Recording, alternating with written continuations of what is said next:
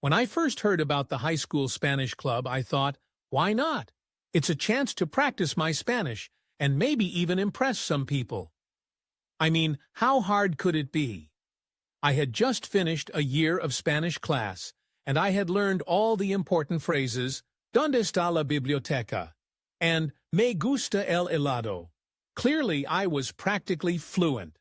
I envisioned myself as the next Antonio Banderas, charming my classmates with my newfound linguistic prowess. Spoiler alert, I was not. The first meeting was held in the back of the cafeteria, which was basically a glorified storage room with a few folding chairs and a poster of a taco on the wall. I walked in, brimming with enthusiasm, only to be met with the sight of my fellow students chatting away in rapid-fire Spanish. I stood there, the lone English speaker, feeling like a lost puppy at a dog show. I could barely catch a word, and it was then that I realized my Spanish was more ¿Dónde está la biblioteca? Than hola, ¿cómo estás? As the meeting progressed, the club president, a girl named Isabella, started discussing upcoming events. She spoke with such passion about the Noche de Cultura, a cultural night where we would showcase our Spanish talents. I felt a wave of panic wash over me. Talents? What talents? I had no idea what I was doing. I could barely remember how to conjugate hablar in the past tense.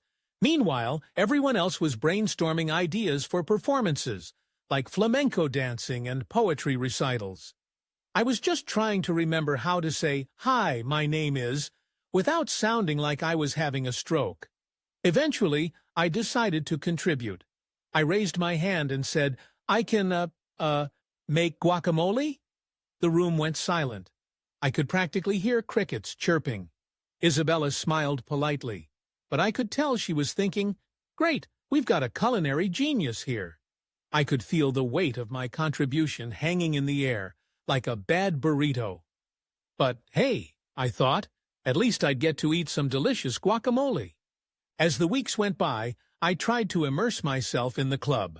I practiced my Spanish at home, repeating phrases in front of the mirror like a deranged parrot.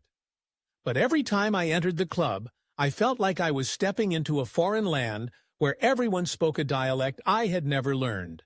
The other members were so enthusiastic, discussing their favorite telenovelas and reggaeton artists, while I was still trying to figure out how to say, I like tacos.